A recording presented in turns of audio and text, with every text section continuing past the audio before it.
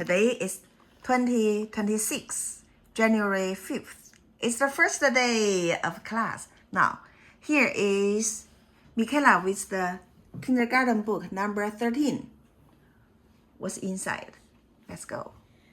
里面有什么？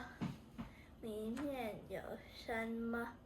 有一只手，有一只脚，有一条腿，有一个鼻子，有两只耳朵，有两只眼睛，有一个布娃娃。 Very good. Do you understand what does it mean, the book? Can you say it in English? Not all, just say the main idea. What is this? What's inside? What's inside? This is a hand. This is a foot.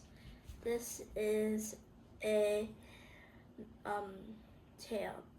This is, I don't think it's tail, but Yes. this is a nose. This is two ears.